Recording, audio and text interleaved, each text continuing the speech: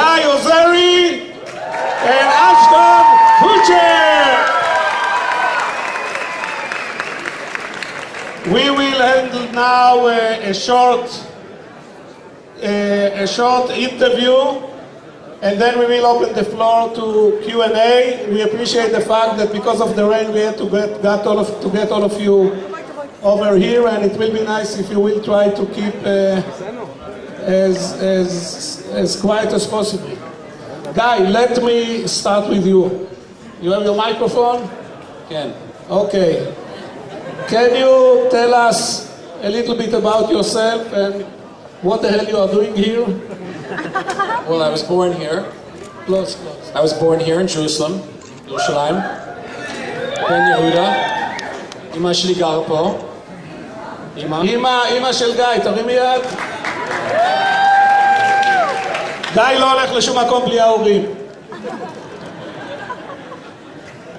I said you are not going anywhere without your parents. No. מתי שמגיע לארץ אני הולך בדיוק לבית שלי, אמא שלי לאכול ולראות את אמא. ברור. אוקיי. Put the microphone, I have to teach you how to use the microphone. You know, for the last 3 weeks I told my mom I was coming here, and she kept asking, I just want to know what you want to eat when you arrive. And I call her again, she goes, you still haven't told me what you want to eat when you arrive. I need to prepare for when you arrive. So, Kai, what are you going to eat here? I had Moroccan fish when I showed up to her house. Yeah, it's delicious. Okay, so what are you doing and why you are here? So, you know, what am I doing here? Well, I always come and visit my mom, that's first. But Israel's very dear to me, and I come here all the time. I've been here with Madonna last year on tour. Anybody heard about Madonna? Yeah. Raise your hand. Yeah. So, but Ashton and I have been spending a lot of time making investments in tech where we live. We live in Los Angeles, and we've been making a lot of investments and spending a lot of time developing and working and supporting and a lot of the founders that we invest in. And Israel is full of amazing, innovative minds, and it's only natural for us to come here and spend time here and hear a lot of the new ideas that are coming from Israel and really see if there's an opportunity for us to do something. Okay, thank you very much. And what are you doing in Hollywood usually? In Hollywood, we relax. You know, I had a record company for years. I managed Madonna, and I make a lot of investments and produce films and all the stuff you do in Hollywood. And you came here maybe, what was half a year ago? I was here a few months ago, but I came in May last year to open the Madonna tour. Before that, you were again here. With another guest from abroad. Oh, yeah, yes. We'll leave that out. Okay, guys coming often, and Israel is dear and near his heart, and he's always trying to see what can be done. I think the first time we met was in 2006, and you told me you want to get into the internet scene. Yeah, I called you up, and you didn't know who I was. I didn't have any idea. And I said, just meet me for lunch. And you took the time out. We went to Monterey or something. Yes. And now, 7 years later, you are pursuing it strongly. Yes. Very good. Ashton, your mother is living in Israel? No. So what the hell you are doing here? What brings you here?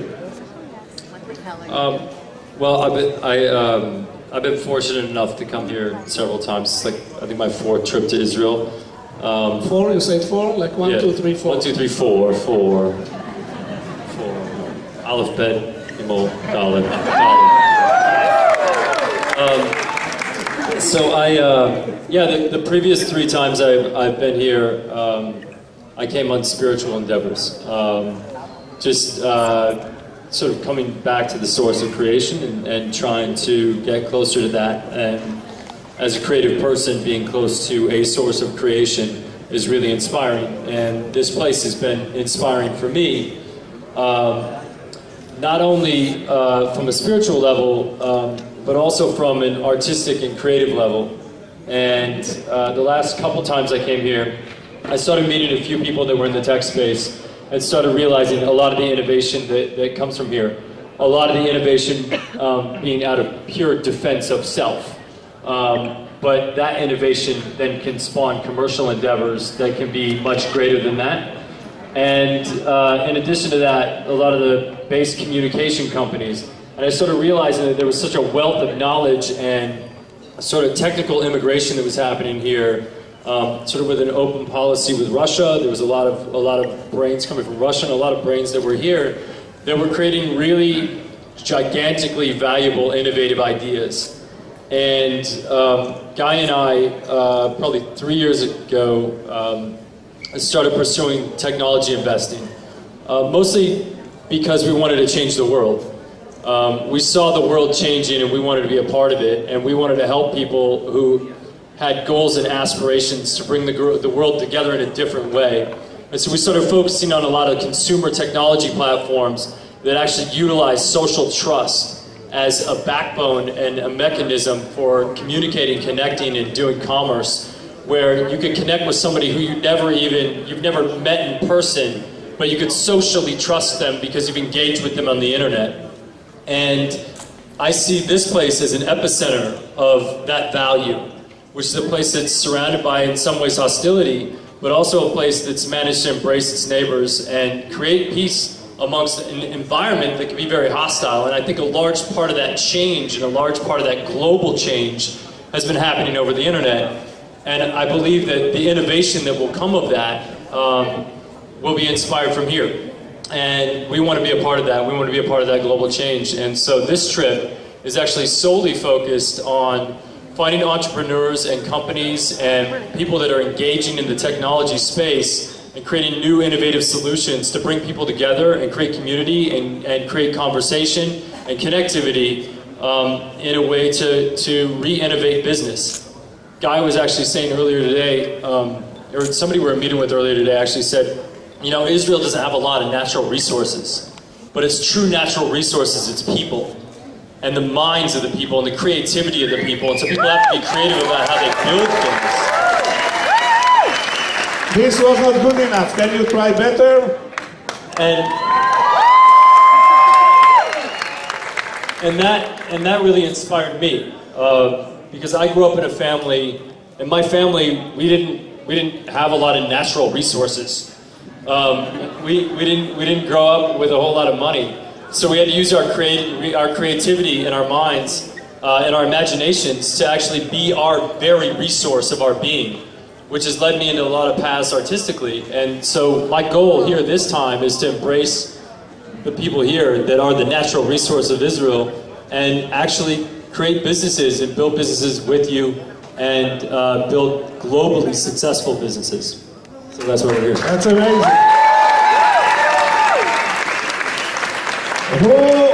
Who want to be embraced by Guy and Ashton? Raise your hand. It seems like you have here a very receptive audience.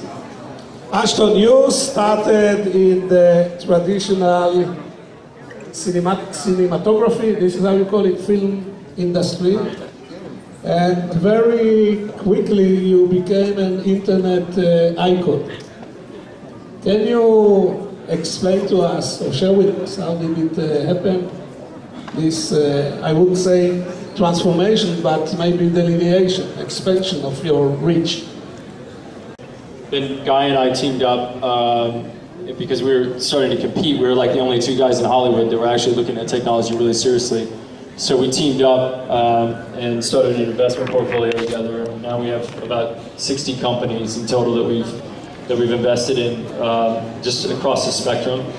And you know, we really embrace the products that we use. We find things that we use and that become a part of our daily lives. And if they're valuable to our daily lives, we try to meet the founders, connect with it, and invest in the companies. Guy, can you tell us how you and Ashton select the companies you are invested in? How you help the companies? Well, I want to also talk about, because he came from film. Yeah, you can talk about the background. Consider my question only as a way that give you the right to talk. You answer any question you want. Even the question I'm not asking. Go ahead. My background is music, and when I started working at a record company when I was 17, 18 years old. And what I loved about the music business when I started, it was full of excitement and hope, and musicians thought they were going to change the world, and it was really exciting. And I had a record company where I would sign many artists, and I would see them and just hear one song and see if they had something in them, and give them a chance to be discovered, and then help them through and market them and have them meet a new audience. So it was a really exciting time for me. And as the years went on, the music business started to get a little bad, and people, it was a tough time, and that hope, that sparkle, that excitement really started to wane down. And strangely enough, the startup world had that thing that I started with. It had those artists. Those artists were now, the rock stars were now the engineers, the founders. And in the same way that I could see a musician who had talent, I could feel a founder who had talent, and really see within minutes that this guy had a great idea. It's almost like a song. It's almost like an album. You're like, oh my God, this is the greatest record I ever heard. And that's how we start. We start with that sort of excitement that we hear a pitch, and we look at each other and go, wow, this, not only the idea is great, but this guy's great. And we think we can get behind this guy, and we think we want to be part of that journey. We want to be part of that group. We want to be part of this discovery. We want to help it. And that is the same exact thing that I started with. It just happens to be many years later. And that when you walk in a room full of startups, you can feel the energy in the room. You can feel that people all feel like they're going to change the world. They all feel like that their idea is unbelievable, and they have that, and that is really exciting for us. And so that's something that we look for. Thank you. Ashton.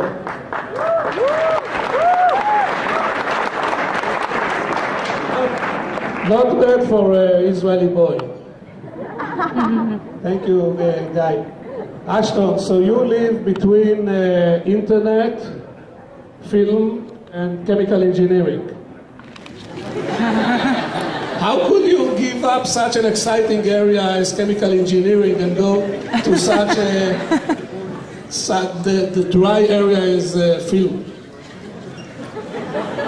Tell me, Ashton, I heard you say Aleph Bet Gimel Dalet. You know a little bit more Hebrew?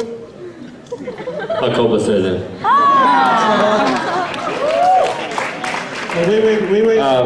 How do you bridge the three? Well, I actually don't think that they're that dissimilar. Ultimately, when we look at when you look at a movie that you want to do, you're really looking for something that resonates. You're looking for a story that people can connect to. You're looking for characters that are honest. But ultimately, as an actor or performer, you're looking for a director that you feel can lead the ship. And you're vetting their previous work. You're looking at, you're sort of looking at the screenplay, so you're looking at the business plan, if you will. And then you're sort of deciding, well, what is the message that this is actually sending out to the world? And it's really the same way that we look at businesses. It's founders first. You can sell an idea to the moon. Everybody's got an idea. Everybody's got a cousin who has an idea, and a brother who's got a cousin, who's got a sister, who's got a nephew, who's gotten their child came up with the most brilliant idea you could ever imagine, and you got to build it. And you go, yeah, but wait a second, I got to build it. So I got to believe in it. But at the end of the day, it's a founder first. So we really invest and look for companies that are technical founders, people that have the skill that when it hits the fan, you're going to be able to jump in and actually fix it. So the first thing we're looking for is somebody who can actually build something themselves. And then what we look for is like, how big is the problem that they're solving? And so we have a thing that we specifically look for in companies, which is we call it hacking density. So usually, no matter what the problem is, there's somebody else that's already solving it right now, but they're just going the long way around. And so we really look at the entire internet and the entire landscape as like there was a university, and this university was trying to figure out where to put the sidewalks to actually connect up, all the buildings and stuff. And so they laid a bunch of grass in the main field, and it was just all grass. And they waited for the students to walk through the grass and create paths in the grass. And then they went, okay, now there's paths in the grass. We know where people want to walk. Let's build the sidewalks. And I think there are a lot of people, and when we talk about hacking density, that are currently walking through grass. They're hacking the solution. They're taking shortcuts and creating whatever shortcut that they can take to actually get to where they want to go. And so we look for paths that have deep density. And so when somebody shows us a company that they're building, we then go and we look at the problem and see how many people are actually going the long way to actually get to the solution. And then we can start to understand what the market vibrancy of that particular idea is. But really so that's looking at the script, and that's looking at the director. And then the next thing we look at is how marketable is this idea? And our probably biggest asset that we bring to the companies we work with is our marketing and branding abilities. And Guy's marketed musicians through the years, and I've had to market a bunch of films and television shows, some of them not that good, but they still did well in the box office because we market the hell out of them. And knowing how to market ideas is a big deal, but also having an idea that you can market is really, really important. And so we think about the marketing of the idea when we're investing in the idea. And then we think about, well, how do you cast it? So who do we surround this entrepreneur with that's going to give that entrepreneur the best possible life and the best possible ability to actually create the vision that they have in their head, or the game plan that the script that they have laid out in front of them. And so we try to surround them with other investors that bring values that maybe they don't know. You really, the smartest guy in the room surrounds him with a bunch of people that know a lot of stuff he doesn't know, and the best at knowing those things.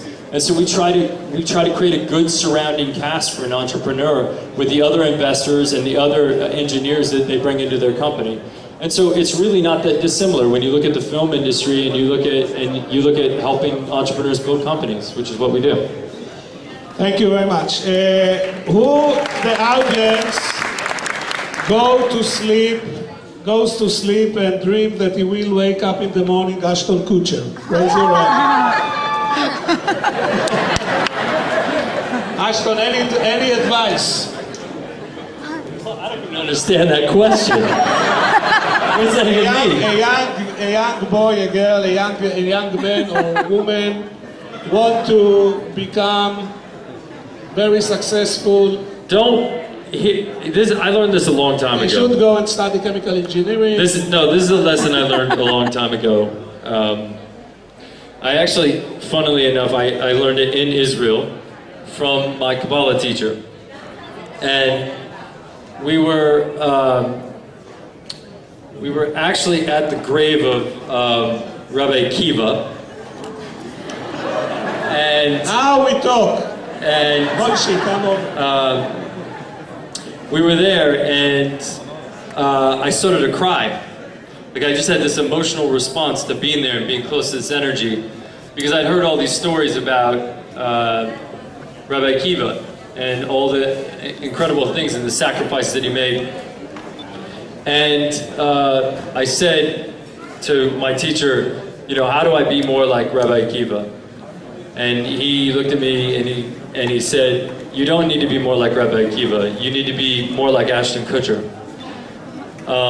Because you're not going to get to the gates and have someone say, why aren't you more like Rabbi Akiva? They're going to say, why aren't you more like Ashton Kutcher? Why didn't you accomplish the things Ashton Kutcher was supposed to accomplish? Why didn't you face that adversity the way Ashton Kutcher was supposed to face it? And I personally feel any entrepreneur that's trying to be another entrepreneur or somebody else is actually looking in the wrong direction.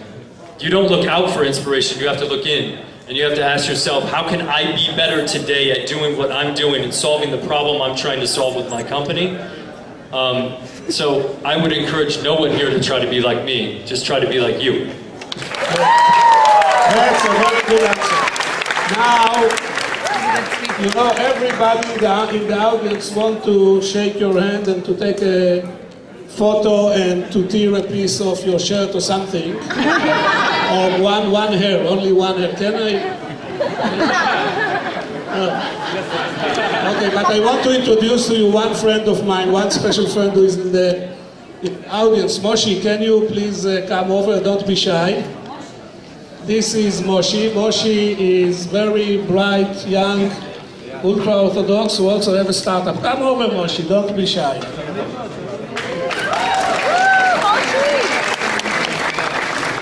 We are not doing pictures, but Moshe, you have 1 minute chance to tell Guy and Ashton what you are doing.